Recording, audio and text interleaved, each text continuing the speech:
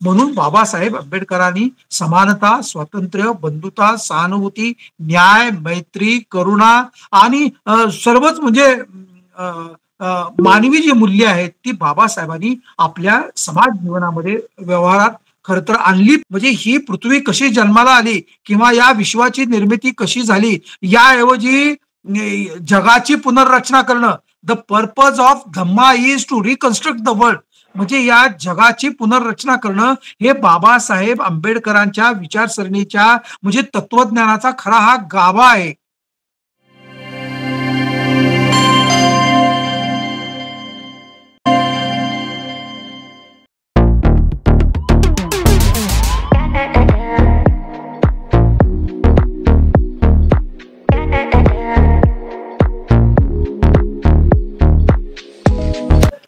संविधान जागृती देशाची प्रगती अंतर्गत या होत असलेल्या विशेष व्याख्यानमालेचे पुष्प क्रमांक 1112 या उपक्रमाचे आयोजक बहुजन हिताय बहुजन सुखाय ग्रुप शिक्रापूर, संविधान विश्लेषण समिती महाराष्ट्र राज्य, द्वारकामाई महिला व बालकल्याण मागासवर्गीय विकास संस्था त्रिवेणीनगर पुणे या आयोजक ग्रुपला, तसेच महाराष्ट्रातील कानाकोपऱ्यातून उपस्थित सर्व मान्यवरांना जय भारत जय संविधान. आजचे प्रमुख वक्ते आदरणीय डॉक्टर डी.टी. गायकवाड सर, जे माजी ग्रंथालय व माहिती अधिकारी केंद्रीय जल आणि विद्युत संशोधन केंद्र खडकवासला पुणे. सर आपल्या या उपक्रमामध्ये अगोदर 5 ते 6 वेळा विषय देऊन सरांचे झालेले आहेत. सरांचा खूप अभ्यास आहे. आज सर आपल्याला फुले आंबेडकर शोषितांचे क्रांती तत्वज्ञान या विषयावरती आपल्याला संबोधित करणार आहेत. तेव्हा मी आपणा सर्वांना विनंती करेल की आपण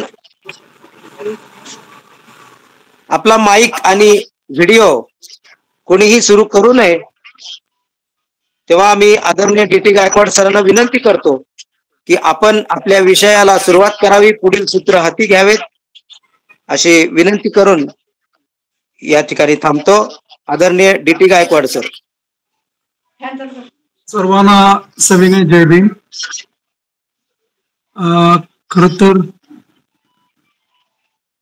तथागत महाकरुणी भगवान गौतम बुद्ध, क्रांती सूर्य महात्मा ज्योतिबा फुले आणि डॉक्टर बाबासाहेब आंबेडकर यांच्या विचारांना विनम्र अभिवादन करून आपला डबल आवाज येतो काय का जे सदस्य आहेत त्यांना मनापासून हार्दिक हार्दिक अभिनंदन करतो आणि क्रांतिकारी जय भीम करतो. खर तर म्हणजे फुले आंबेडकर शोषितांचे क्रांती तत्वज्ञान या विषयावर भाषण व्हावे अशी मी इच्छा व्यक्त केली होती आणि त्याप्रमाणे 24 मे रोजी हा कार्यक्रम खर तर ऑनलाईन मी बोलणार होतो. परंतु तेच पुस्तक माझ्या हातात तपासणीसाठी आलं, त्यामुळं व अन्य कामासाठी तो पहिला ड्राफ्ट तपासताना मला खर तर विलंब झाला आणि आज आपल्या पुढे मी खर तर प्रकट झालो.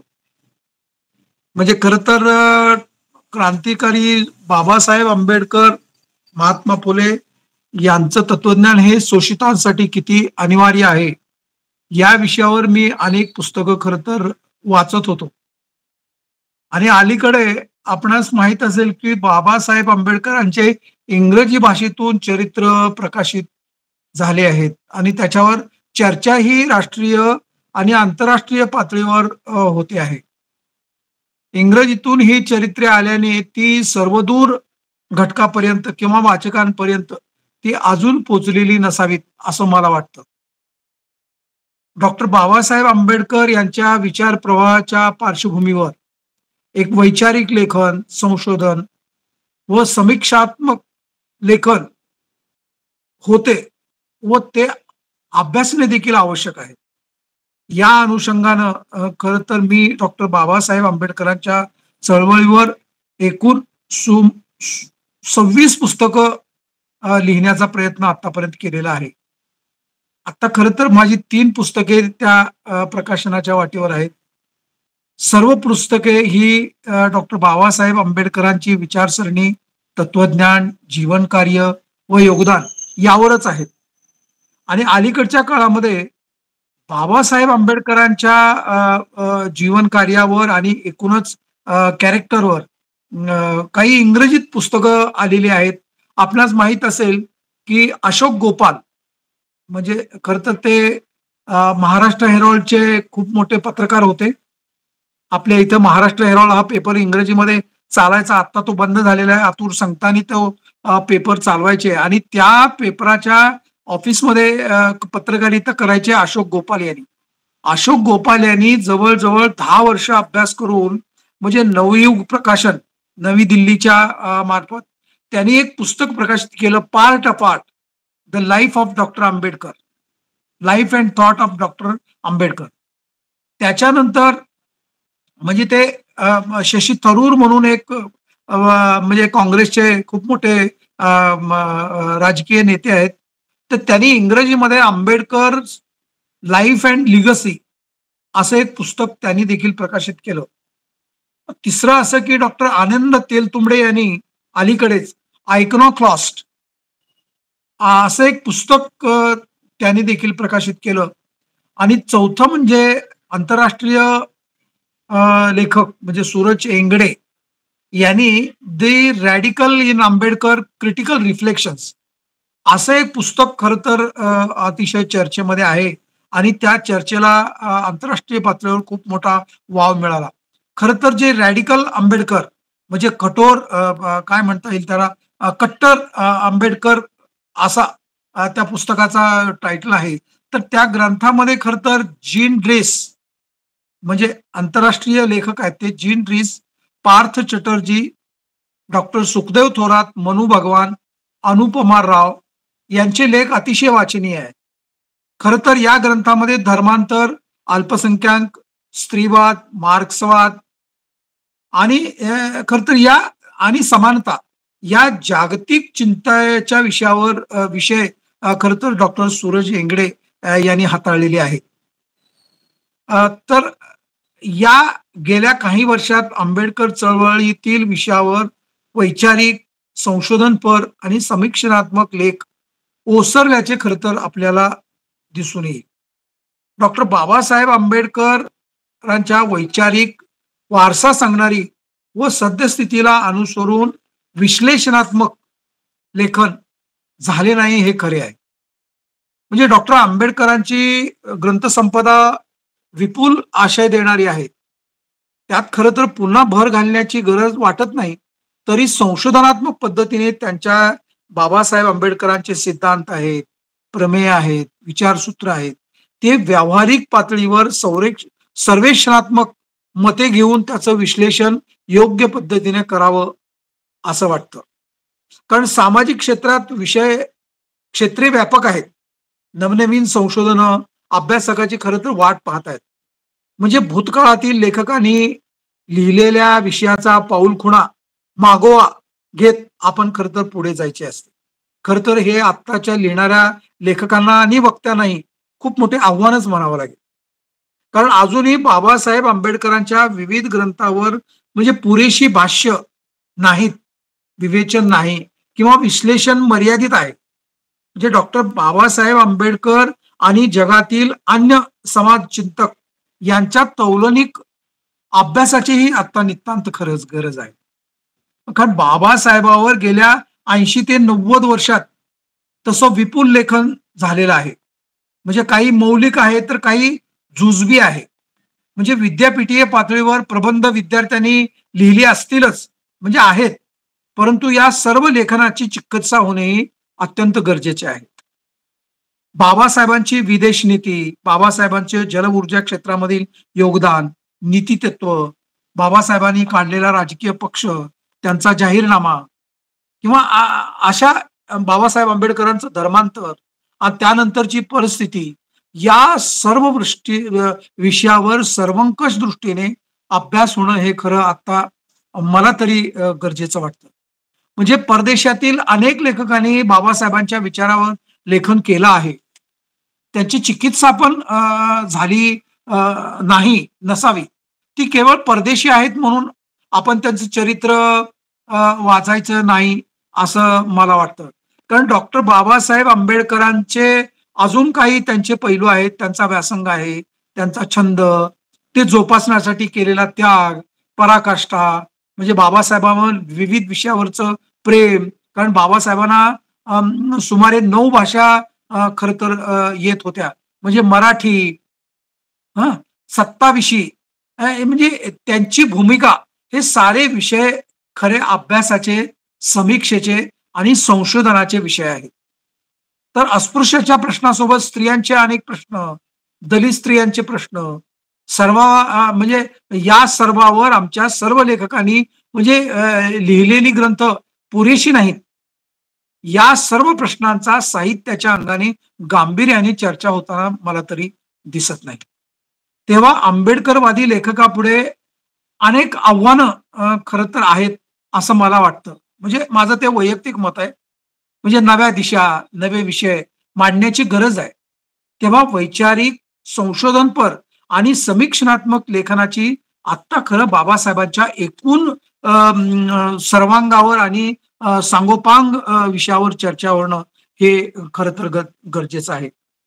तर मित्र, या पार्श्वभूमीवर खरं तर मी फुले आंबेडकरांचं शोषितांचं क्रांती तत्वज्ञान असं पुस्तक म्हणजे मी लिहिलं आणि त्याचा पहिला ड्राफ्ट खरं तर माझ्या हातात आला. त्याची एकूण 10 प्रकरणं आहेत आणि त्या खरं तर त्या अंगानं त्या विषयाची चर्चा करणं शक्य नसलं तरी त्या विषयाचा गाभा काय आहे या दृष्टीनं आपण आज खरं चर्चा करणार आहोत. म्हणजे मित्र, म्हणजे यंदाची डॉक्टर बाबासाहेब आंबेडकरांची 134वी जयंती संपन्न झाली आणि त्या एप्रिल महिन्यामध्ये मी विविध ठिकाणी म्हणजे त्या जयंतीच्या अनुषंगानं एकूण 11 भाषणं खरं तर मी विविध ठिकाणी पुणे शहरामध्ये खरं तर दिलेली आहे आणि ती काही भाषणं युट्यूबवर आलेली आहेत. म्हणजे जिज्ञासूंना ते खरं तर पाहता येईल किंवा ऐकता येईल. एके ठिकाणी मी 21व्या शतकातील विश्वप्रणेता डॉक्टर बाबासाहेब आंबेडकर या विषयावर बोललो. तर 2 ठिकाणी मी फुले आंबेडकरांचा वैचारिक वारसा या विषयावर निवेदन केलं. यातूनच मला खरा विषय मिळाला आणि मी फुले आंबेडकर शोषितांचे क्रांती तत्वज्ञान अशा पुस्तकाची मांडणी करायला खरं तर सुरुवात केली. म्हणजे बरीच पानं लिहून झाली. त्याचवेळी मी आपले मुकेश गायकवाड यांना फोन केला की 24 मे रोजी आपण संविधान जागृती देशाची प्रगती यावर मला या विषयावर बोलायचं आहे.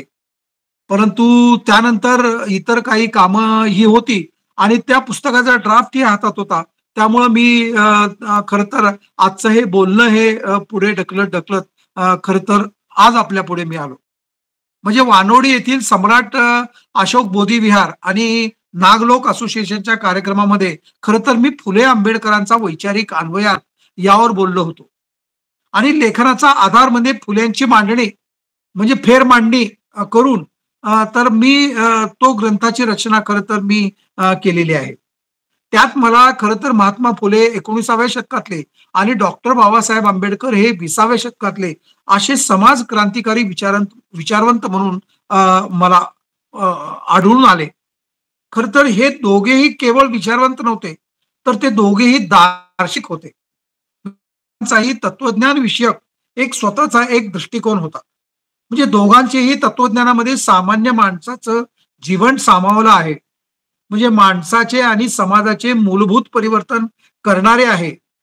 परंतु काय झालंय समाजामध्ये की समाजात तत्वाविना राजकारण, म्हणजे चारित्र्याविना शिक्षण, म्हणजे माणुसकी शिवाय विज्ञान, म्हणजे विवेकापासून विलास किंवा नाही का चैन, श्रमाशिवाय श्रीमंती, श्रम करायचंच नाही परंतु श्रीमंत व्हायची तर इच्छा आहे.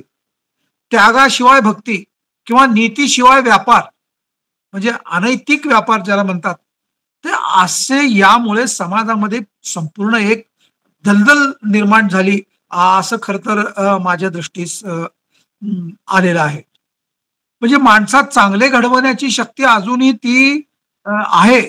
पण ती माणसे अशांततेच्या आणि अस्वस्थतेच्या खाईत खरं तर ते आता सध्या होरपळत आहेत. म्हणजे माणुसकी नष्ट झालेली आहे. त्यामुळं आज खरी बाबासाहेब आंबेडकरांच्या तत्वज्ञानाची किंवा फुले आंबेडकर तत्वज्ञानाची आज खरी विशेष गरज आहे, असं मला वाटतं. कारण मित्र काय झालंय विशेष म्हणजे फुले आणि आंबेडकर यांना एक विभूती पूजक अनुयायी अ, खर तर आज सैरभैर झालेला आहे.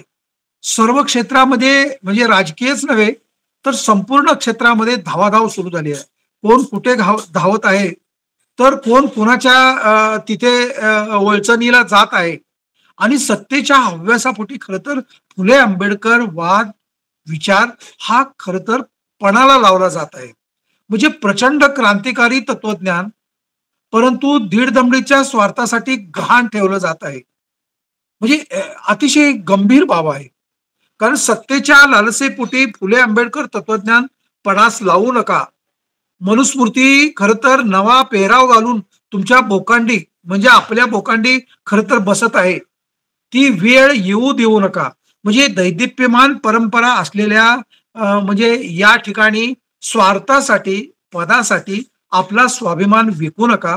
शत्रू तुमच्या दारात प्रवेश करतोय, परंतु धर्मांध नांदत असताना हिंदू धर्माचा प्रभाव असलेले शिक्षण नावाचं क्षेत्र तिथे खरं तर तुलसी रामायण, ज्ञानेश्वरी, गीता पठण आणि ज्योतिषशास्त्र हा खरा अभ्यासक्रमाचा भाग होतो आहे. म्हणजे आपली मती गुंग करण्याचं खरं तर हे कट कारस्थान आता सध्या चाललेलं आहे. तर अशा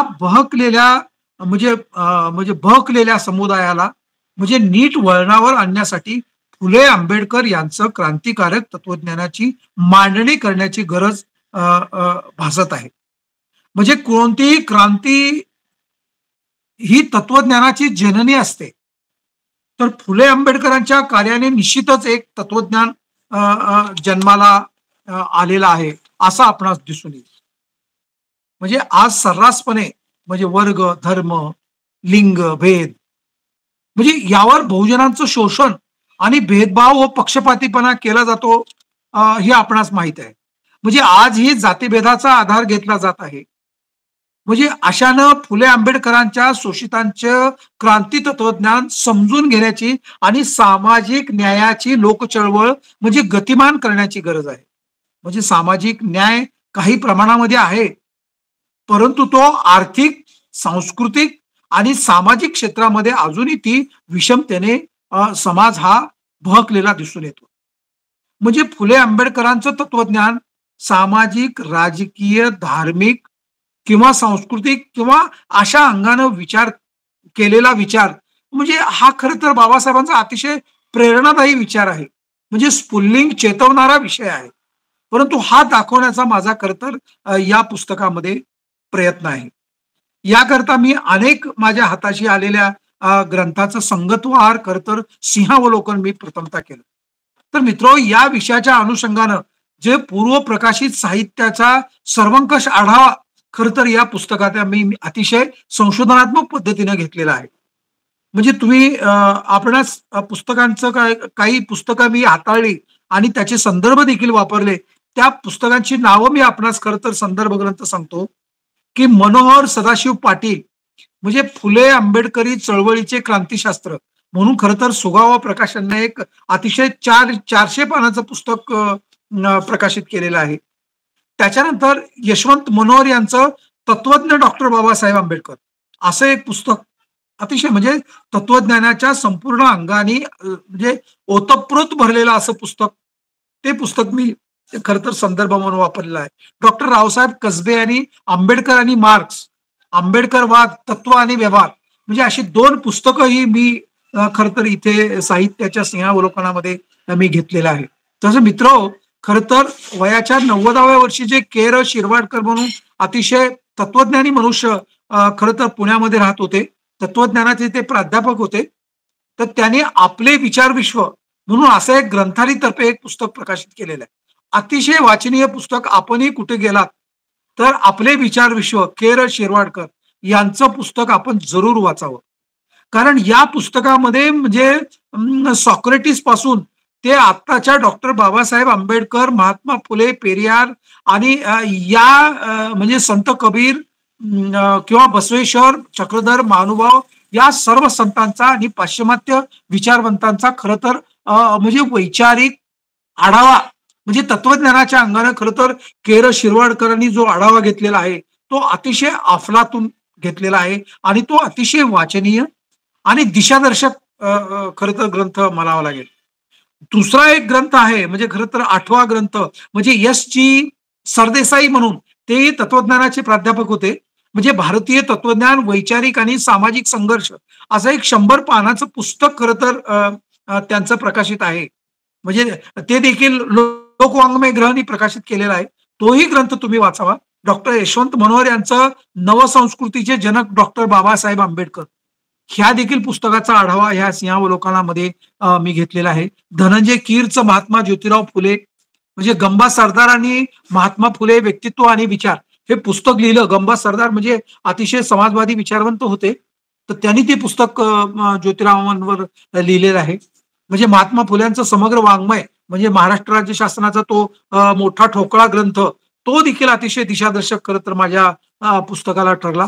भास्कर भोळेने एक महात्मा फुले वारसा आणि वसा असं एक पुस्तक लिहिलेलं आहे. म्हणजे भास्कर भोळे लिखित असं एक पुस्तक आहे. ते देखील तुम्ही बघा. बाबूराव बागुल यांनी दलित साहित्य आमचे क्रांती विज्ञान असं एक पुस्तक त्यांनी लिहिले. रेगे घनश्याम पुंडलिक म्हणजे आपण ज्याला मे पू रेगे म्हणतो त्यांनी इहवाद आणि सर्व धर्म संभव असं एक तत्वज्ञानावर पुस्तक लिहिलेलं आहे. त्याही पुस्तकाचा आढावा खरं तर मी घेतलेला आहे. त्यानंतर डॉक्टर बाबासाहेब आंबेडकरांचं क्रांती प्रतिक्रांती ज्यांना आपण the revolution and counter revolution in ancient India अशा ह्या सर्व ग्रंथांचा म्हणजे प्रस्तुत विषयाच्या संदर्भातून मी सांगोपांग चर्चा या ग्रंथात खरं तर घडवून आणली आहे. म्हणजे त्याला आपण साहित्याचं सिंहावलोकन म्हणजे लिटरेचर रिव्ह्यू म्हणून असं एक स्वतंत्र प्रकरणच केलेलं आहे. म्हणजे कोणताही विषय मांडणी करताना अभ्यासकाला त्या विषयावर प्रकाशित झालेल्या ग्रंथालय व माहिती साधनांचा आधार घ्यावा लागतो. म्हणजे खरं तर त्या ग्रंथालयीन साधनं प्रत्येक अभ्यासकांना आणि वाचकांना किंवा कार्यकर्त्यांना ती माहिती असावी लागतात. म्हणजे नियतकालिकातील लेख म्हणजे ग्रंथ ज्याला आपण पुस्तक म्हणतो, विश्वकोश, परिसंकल्पना कोश, परिषदांचे वृत्तांत म्हणजे कॉन्फरन्स प्रोसिडिंग म्हणतो आपण त्याला, handbooks and manuals, dictionaries and directories नाही का, ट्रिटायझेस, कॅलेंडर्स नाही का, वेबसाईट्स, वेब पोर्टल किंवा सोशल मीडिया अशा विविध ग्रंथालय व माहिती साधनांचा वापर करून आपण ती सर्व संदर्भ साधने तपासावी लागतात. म्हणजे एखादा प्रसंग तो खरा आहे की खोटा आहे हे पाहण्यासाठी त्याला क्रॉस चेक करावं लागतं आणि त्या अर्थानं सर्व ही पुस्तके मी हाताळून खरं तर बाबासाहेब म्हणजे भगवान बुद्ध म्हणजे महात्मा फुले आणि डॉक्टर बाबासाहेब आंबेडकर यांचं तत्वज्ञान अशा ग्रंथाची मांडणी खरं तर मी केलेली आहे आणि त्याचा पहिला ड्राफ्ट मी आता तपासला. शेवटची 2 प्रकरणं राहिलेली आहेत. खरं तर मला खरं तर या अंगानं म्हणायचं होतं की मूलतः फुले आंबेडकर म्हणजे आंबेडकर हा वाद होऊ शकतो का, म्हणजे इझम होऊ शकतो का, असा अनेक अभ्यासकांनी खरं तर विरोध केलेला होता.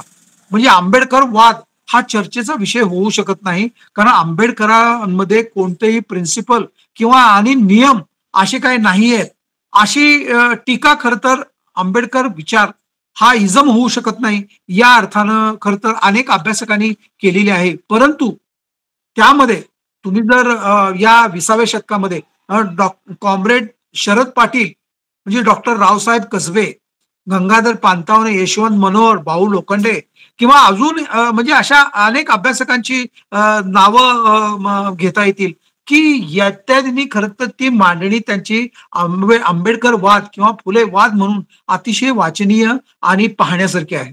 म्हणजे आंबेडकरांच्या संपूर्ण जीवनात एक प्रकारचा ध्येयवाद आहे. म्हणजे संघर्षासोबत देखील त्यांनी तत्वज्ञानाचा पाठपुरावा केलेला आहे नव्हे तर एकूणच त्यांची आयडियालॉजी म्हणजे विचारसरणी आणि फिलॉसॉफी, म्हणजे आयडियालॉजी अँड फिलॉसॉफी म्हणजे विचारसरणी आणि तत्वज्ञान खर तर त्याच्यामध्ये बाबासाहेबांच्या जीवनामध्ये दिसून येतं. त्यामुळे तो वाद आपण समजून घ्यायला पाहिजे. आणि तो येस, बाबासाहेब आंबेडकर आंबेडकर वाद हा होऊ शकतो असं हे नंतर सिद्ध झालं. आणि म्हणून मग खरं तर बाबासाहेब आंबेडकरांचं तत्वज्ञान खरं तर आधारलेलं आहे. मग धर्मविषयक तत्वज्ञान घ्या, सामाजिक विषयक तत्वज्ञान घ्या, सांस्कृतिक विषय घ्या, राजकीय घ्या किंवा आर्थिक विषयक तत्वज्ञान घ्या. बाबासाहेबांची स्वतंत्र सिद्धांत, प्रमेय आणि बाबासाहेबांनी सूत्र खरं तर त्यांच्या संपूर्ण ग्रंथामध्ये आपल्याला दिलेली आहेत. म्हणून बाबासाहेब म्हणजे बाबासाहेब आंबेडकर वाद हा सिद्ध झालेला आपल्याला खरं तर दिसून येतो. म्हणजे आंबेडकरी तत्वज्ञान, आता तत्वज्ञान म्हणजे माणसाच्या म्हणजे अस्तित्वाचा आणि ज्ञानमूल्यांचा खरं तर विचार करतं, विवेक शक्तीचा विचार करतं. म्हणजे तत्वज्ञान मध्ये मनाच्या आणि भाषेच्या संबंधातील जो मूलभूत प्रश्नांचा अभ्यास खरं तर तत्वज्ञानामध्ये केलेला असतो. म्हणजे तत्वज्ञान म्हणजे एक रचनात्मक विचार प्रक्रिया आपण म्हणूया. म्हणजे जो जगाच्या आणि माणसाच्या मूलभूत स्वरूपाबद्दल प्रश्न विचारतो आणि त्याचे उत्तरं शोधतो आणि तर्कशुद्धतेच्या आधारावर त्या इतरांना समर्थन देतो. म्हणजे त्याला तत्वज्ञान आपण म्हणतो. म्हणजे तत्वज्ञान विविध विषयाचा खरं तर त्याच्यामध्ये समावेश होतो. म्हणजे त्याच्यामध्ये मीमांसा, मेटाफिजिक्स म्हणतात आपण, ज्ञानशास्त्र, इपिस्टमॉलॉजी असं त्याला म्हणतात. म्हणजे नैतिकता, इथिक्स त्याला म्हणतात. म्हणजे सौंदर्यशास्त्र, अस्थेटिक्स अस्थेटिसिक्स आणि राजकीय तत्वज्ञान म्हणजे पॉलिटिकल फिलॉसॉफी. म्हणजे या तत्वज्ञानाचा अभ्यास केल्यानं जगाबद्दल आणि जीवनातील विविध समस्येबद्दल अधिक चांगली माहिती मिळते आणि त्यामुळं आपण आपले म्हणजे अधिक चांगले आणि अर्थपूर्ण जीवन हे जगू शकतो. म्हणजे खरं तर आपणास माहित असेल की बाबासाहेब आंबेडकरांनी देखील ज्यावेळेस बौद्ध धर्मांतर केलं त्यावेळेस म्हणजे बौद्ध धर्मामध्ये नीतीची जी कल्पना आहे ती इहवादावरील विचारशीलतेवर आधारलेली आहे. म्हणजे नीती हा तत्वज्ञानाचा आधार आहे. म्हणजे नीतीला देखील म्हणजे बाबासाहेबांनी त्याला तात्विक अधिष्ठान दिलेलं आहे.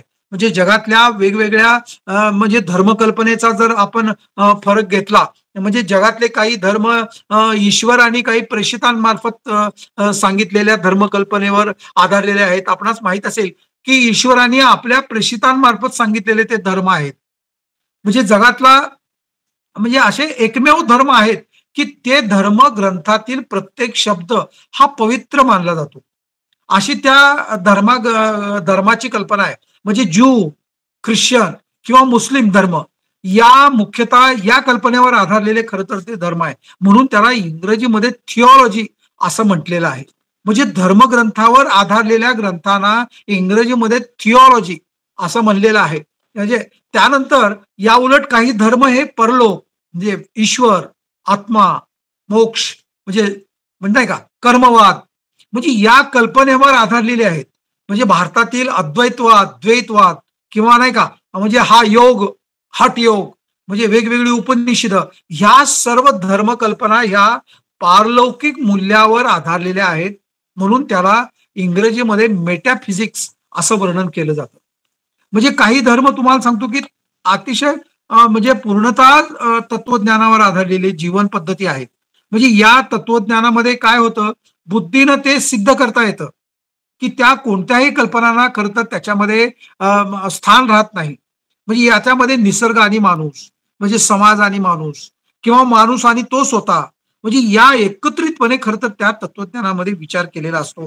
त्याला इंग्रजीमध्ये फिलॉसॉफी असं खरं तर म्हटलेलं आहे. त्या दृष्टीनं भगवान बुद्ध म्हणजे अतिशय बुद्धिनिष्ठ, अतिशय तर्कनिष्ठ भूमिका घेऊन खरं तर बौद्ध धर्म खरं तर आपल्याला सांगितलेला आहे. कारण मित्र म्हणजे खरं तर तत्वज्ञान या अंगानं आपल्याला जर बघायचं असेल कारण तत्वज्ञान म्हणजे फिलॉसॉफी या शब्दाचा तत्वज्ञान असा शब्द आपण तत्वज्ञान वापरतो. परंतु फिलॉसॉफी या शब्दाचा उगम खरं तर प्राचीन ग्रीक किंवा ज्या ग्रीस देशामध्ये खरं तर झालेला आहे. त्याला ग्रीस भाषेमध्ये फिलियो आणि सोफिया या 2 शब्दात खरं तर फिलॉसॉफीचं वर्णन केलं जातं. म्हणजे त्याचा अनुक्रमे अर्थ असा आहे, की म्हणजे फिलिया म्हणजे प्रेम, लव आणि म्हणजे सोफिया म्हणजे शहाणपणा, ज्ञान असं खरं तर फिलॉसॉफीचं वर्णन आहे. म्हणून फिलॉसॉफी या अर्थाने तत्वज्ञान या शब्दाचा मूळ अर्थ म्हणजे शहाणपणाने अथवा ज्ञानावर प्रेम करणारा असा होतो. म्हणजे पाश्चिमात्य देशापैकी अनेक आणि खरं तर म्हणजे ज्ञानाबद्दलचं ते प्रेम अतिशय कष्टाळू परंतु तितक्याच उत्साहानं खरं तर जपलेलं आहे. म्हणजे मग आपल्याला सॉक्रेटिस पासून ते बर्ट्रांड रसेल म्हणजे प्लेटो नाही का हे सगळे पाश्चिमात्य विचारवंत त्यांनी खरं तर म्हणजे कुठल्याही म्हणजे शहाणपणावर आणि ज्ञानावरच प्रेम केलेलं आहे. म्हणजे तुम्ही त्यांचं जर फिलॉसॉफी जर पाहिली म्हणजे त्या महापुरुषांचा आदर केला असा नाही, परंतु आदर करून आपण त्यांनी त्यांच्या स्वतःच्या एक मर्यादा आपण स्पष्ट केलेल्या आहेत. म्हणजे गुरु शिष्याचे खरं तर प्लेटो आणि सॉक्रेटिस हे गुरु शिष्य होते. म्हणजे जसे फुले आणि आंबेडकर हे गुरु शिष्य आहेत. म्हणजे जसे मार्क्स आणि हेगेल म्हणजे हे जसे गुरु शिष्य आहेत, तशी गुरु शिष्याची परंपरा देखील अतिशय सत्य असावी लागते. म्हणजे गुरु सांगतो तेच प्रमाण आहे असं मानायचं नसतं. त्यांचा शब्द हा शेवटचा शब्द आहे. त्या व्यतिरिक्त काही सत्य सत्य असू शकत नाही. अशी दुराग्रही भूमिका आपण कधीही घेतलेली म्हणजे तत्वज्ञानामध्ये घेतलेली नसते. म्हणजे तुम्ही प्लेटोला सॉक्रेटिसवर टीका करताना काही गैर वाटलं नाही किंवा अनेक म्हणजे विचारावर खरं तर बाबासाहेब आंबेडकरांनी महात्मा फुलेंच्या विचारांचं अनुकरणही केलं. म्हणजे राईट्स ऑफ मॅन म्हणजे जे पुस्तक राईट्स ऑफ मॅन हे पुस्तक जे महात्मा फुलेंनी घेतलं होतं थॉमस पेनचं, त्या ग्रंथावर बाबासाहेबांनी अतिशय प्रेमच केलेलं आहे. म्हणजे त्याच्यावर म्हणजे सामाजिक प्रेम किंवा सामाजिक भावना माणसामध्ये म्हणजे विषमता ही नसायला पाहिजे. स्त्री पुरुष विषमता म्हणजे 33 सदाचार नियम म्हणजे महात्मा फुल्यांचा सार्वजनिक सत्यधर्म जो धर्म याची जी कल्पना मांडली खरं तर बाबासाहेबांनी या विश्व कुटुंबाची संकल्पना मांडणाऱ्या सार्वजनिक सत्यधर्मावर अतिशय प्रेम केलेलं आहे. आणि बाबासाहेबांनी मानवतेच्या दृष्टीनं म्हणजे माणसाला माणूस म्हणून जगवण्याचा जो धम्म आहे त्या धम्माची खरं तर बाबासाहेबांनी स्वीकार करून एक मोठी खूप परंपरा त्यांनी निर्माण केली.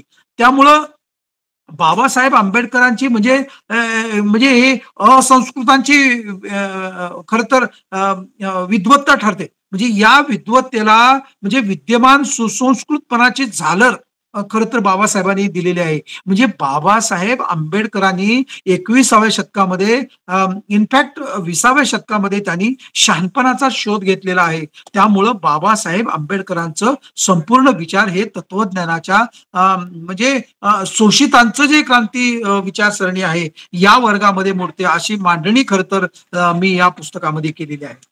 तर इथे क्रांती म्हणजे तत्वज्ञान म्हणजे बदलाचं तत्वज्ञान म्हणजे परिवर्तनाचं तत्वज्ञान म्हणजे समाजामध्ये वर्ग असतात म्हणजे विविध राज्य असतात सांस्कृतिक धार्मिक वैचारिक क्षेत्रामध्ये मूलभूत बदल दिसून येताना आपल्याला दिसतात.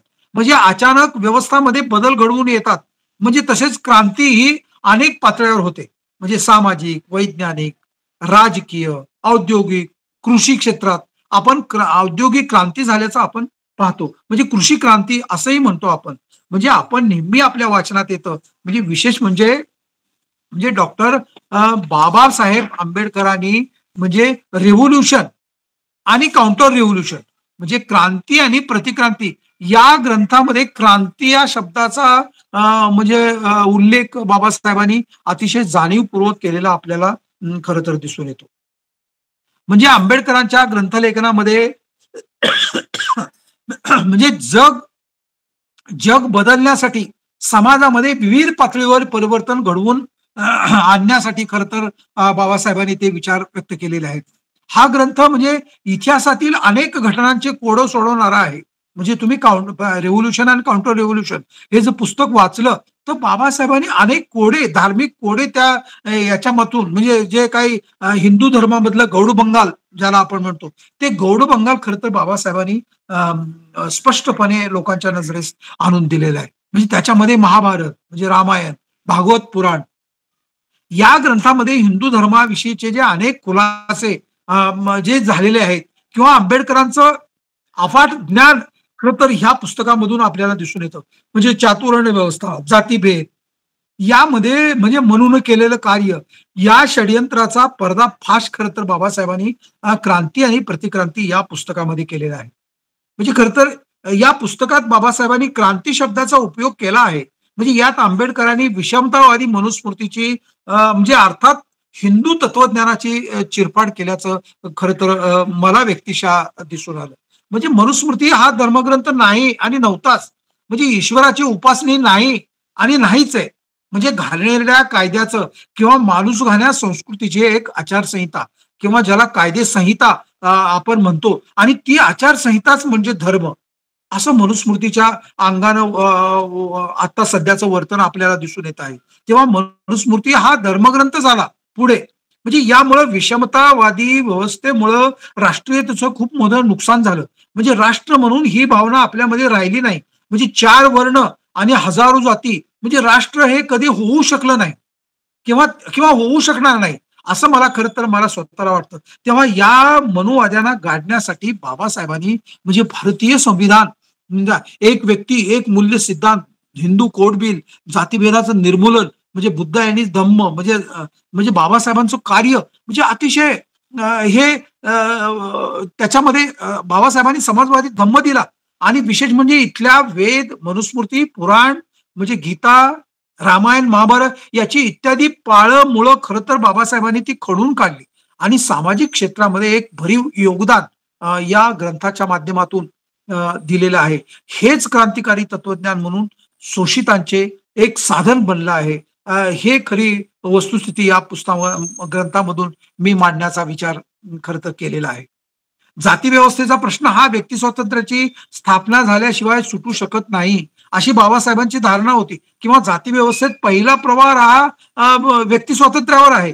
तुम्ही जाती व्यवस्थेमध्ये गेलात, जातीवर गेलात तर तुम्हाला व्यक्ती स्वातंत्र्य नाही, अभिव्यक्ती स्वातंत्र्य देखील मुळातच नाही.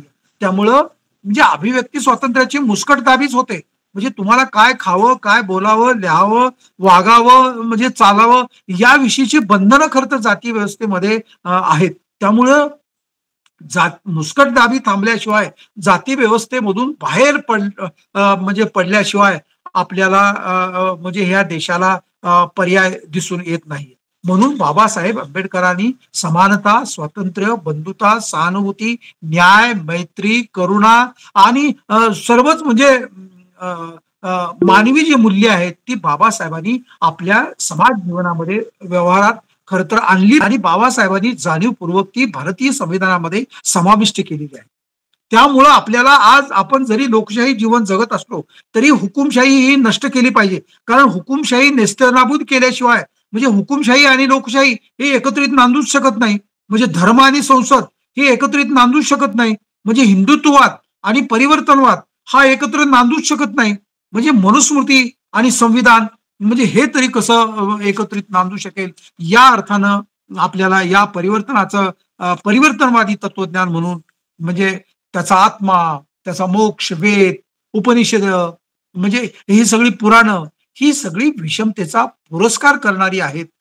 यावर खरं तर आपला विश्वास नाही आणि ती सर्व आपल्या मनातून घालवल्याशिवाय या देशाची प्रगती नाही, माणसाची प्रगती नाही. अशा प्रकारचं तत्वज्ञान म्हणजे मूलतः आंबेडकर तत्वज्ञानाचा म्हणजे माणसावर आणि विश्वरचनेवर खूप म्हणजे ही पृथ्वी कशी जन्माला आली किंवा या विश्वाची निर्मिती कशी झाली याऐवजी जगाची पुनर्रचना करणं. The purpose of Dhamma is to reconstruct the world म्हणजे या जगाची पुनर्रचना करणं हे बाबासाहेब आंबेडकरांच्या विचारसरणीच्या म्हणजे तत्वज्ञानाचा खरा हा गाभा आहे. म्हणजे यामुळेच फुले आंबेडकर विचार क्रांतीमुळेच माणसाला आत्मभान आलेलं आहे. यामुळे फुले आंबेडकरवादी क्रांती तत्वज्ञानावरच परिवर्तनवादी चळवळी उभ्या आहेत असे आपल्याला खरं म्हणावं लागेल. कारण मित्र खर तर आज आपल्याला म्हणजे विज्ञान म्हणजे मला म्हणायचं आहे की आज आपण सगळे म्हणजे तत्वज्ञानाचं खरं प्रयोजन काय आहे म्हणजे आज या विषयाच्या अनुषंगानं फुले आंबेडकर तत्वज्ञानाची गरज का आहे. म्हणजे खरं तर केवळ लॅपटॉप आणि कॉम्प्युटर आणि विविध म्हणजे तंत्रज्ञानामुळं समाजाचे प्रश्न सुटू शकत नाहीत. नाही का. केवळ तंत्रज्ञान वापरून आपण समाज वाचवू शकत नाही, म्हणजे तत्वज्ञानाची देखील गरज आहे. म्हणजे केवळ विज्ञान निष्ठेतून आपण आज समाजाचे प्रश्न सुटू शकणार नाहीत. विज्ञानासह म्हणजे धर्मनिरपेक्ष नीतिमूल्याची आपल्याला स्थापना करावी लागेल. समानतेची स्थापना आपल्याला करावी लागेल. बंधुतेची आणि न्यायाची स्थापना आपल्याला करावी लागेल. सहानुभूतीची स्थापना आपल्याला करावी लागेल. कारण मित्रहो, विज्ञानाला देखील मर्यादा आहेत. कारण विज्ञानाला कशा मर्यादा आहेत, म्हणजे म्हणजे अन्न न खाल्ल्यानं माणूस झिजून झिजून मरतो, म्हणजे हे सांगणं विज्ञानाचं काम आहे. परंतु माणसानं जगावं की जगू नये या प्रश्नाचं उत्तर विज्ञान देत नाही. परंतु विज्ञान रोगावर औषध सांगते. औषध वापरून तुम्ही रोगी दुरुस्त करायचं की नाही हे विज्ञान सांगतच नाही. त्यामुळे विज्ञानाचा मानवी जीवनाला उपयोग होतो, पण वैज्ञानिक सत्य ही समजून घेऊनच म्हणजे आपल्याला विचार करावा लागणार आहे. म्हणजे आपल्याला जगायचंय कशासाठी, आपल्या जीवनाची दिशा काय आहे, माझ्या जीवनाचा म्हणजे वास्तव जीवनाचा तूच शिल्पकार आहे. म्हणजे म्हणजे हे विचार म्हणजे या आपल्या ज्ञानाच्या म्हणजे कक्षा आपल्याला वाढवून खरं तर मानवी जीवनात जगायचं कसं याचं उत्तर हे तत्वज्ञानामध्येच शोधावं लागतं.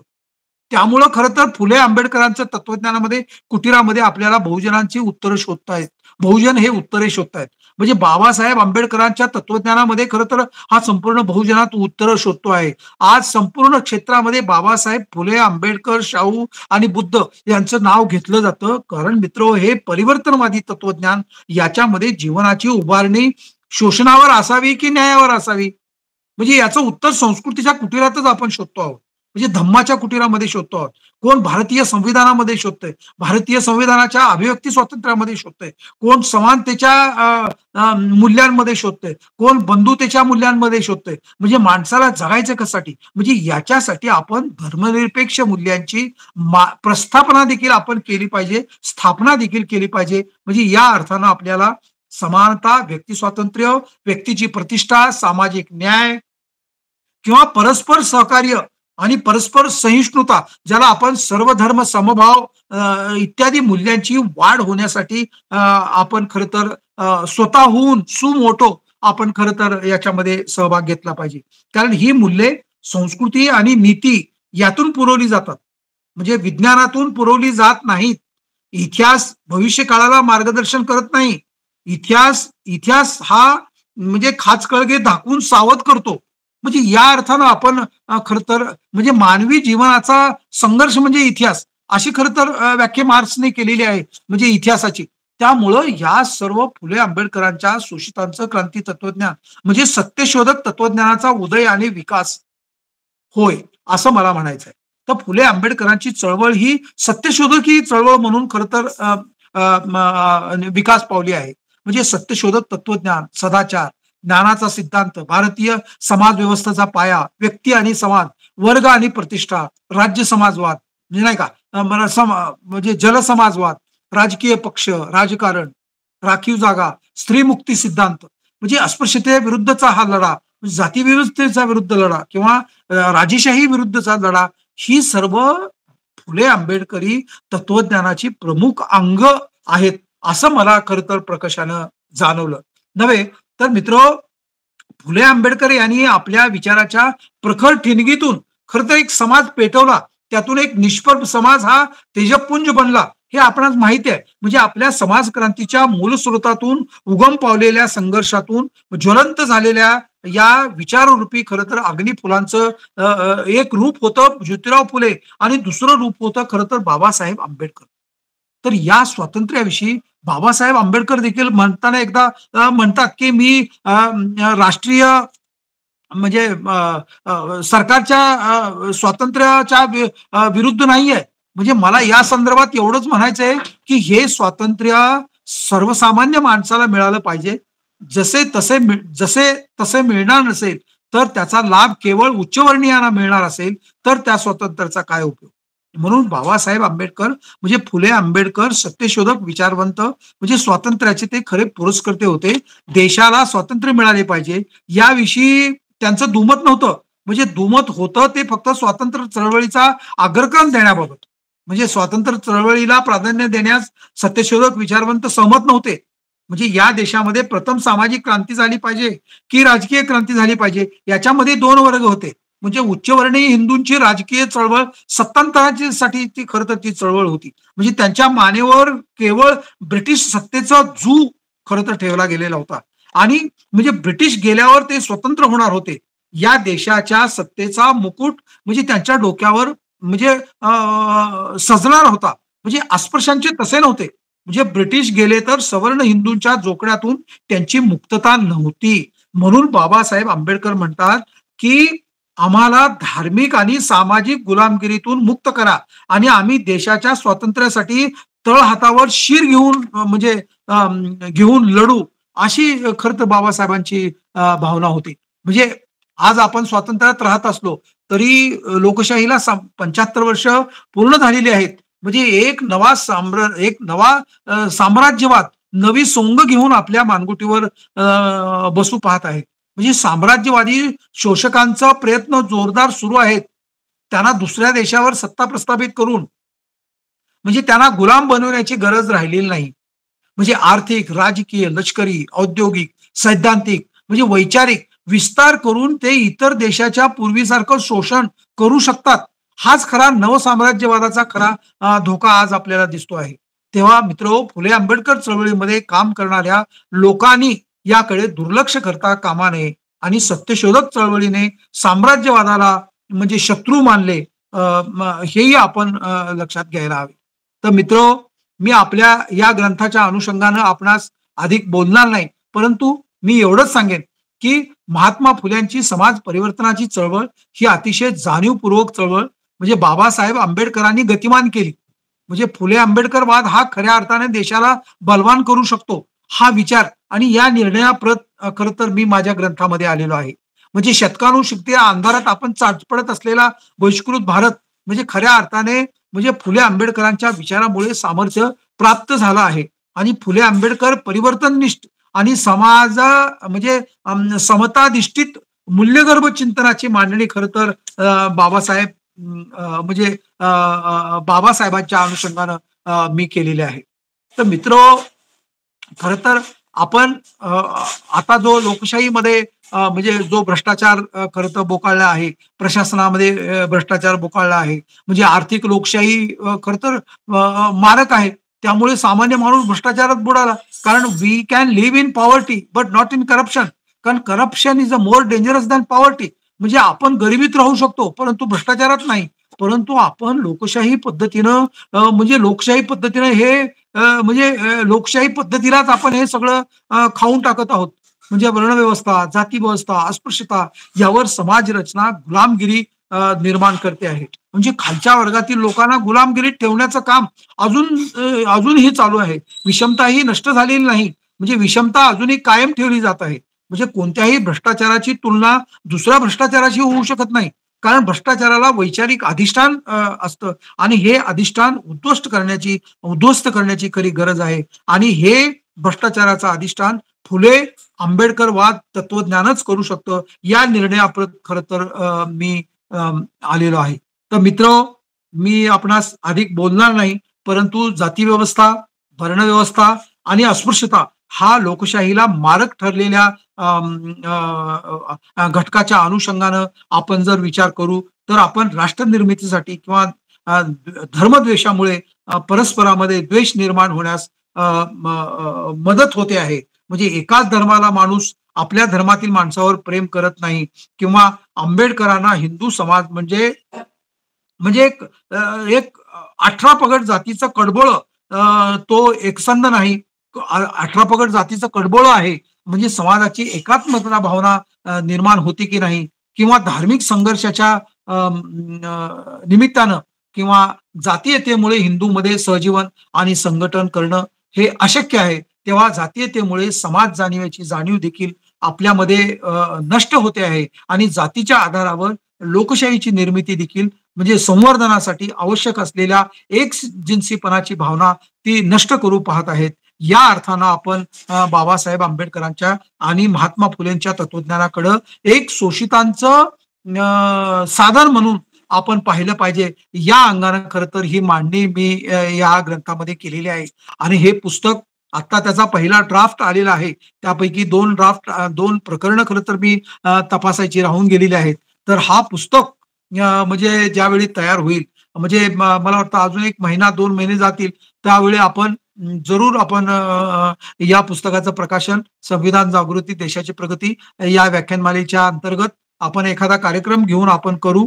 आपण सर्वजण एकत्रित राहू आणि आपल्या या सर्वांची जी जो एकोपा आहे त्या एकोपावर मी खरं तर मी सर्वांना हॅट्स ऑफ आणि खरं तर मी सॅल्यूट करतो आणि आपण माझं शांतपणे ऐकून घेतलत त्याबद्दलही आपणा सर्व मेंबरचे मी मनापासून हार्दिक हार्दिक आभार व्यक्त करतो आणि त्याचप्रमाणे संविधान जागृती देशाची प्रगती या चे जे संयोजक आहेत मुकेश गायकवाड, हर्षानंद सोनोने, विमलताई गायकवाड, प्रिया गायकवाड म्हणजे सगळ्या ज्या महिला कार्यकर्त्या या संविधान जागृती व्याख्यानमालेमध्ये जोडलेल्या आहेत त्या सर्वांना मी पुन्हा एकदा क्रांतिकारी जय भीम करतो. थांबतो. जय भीम.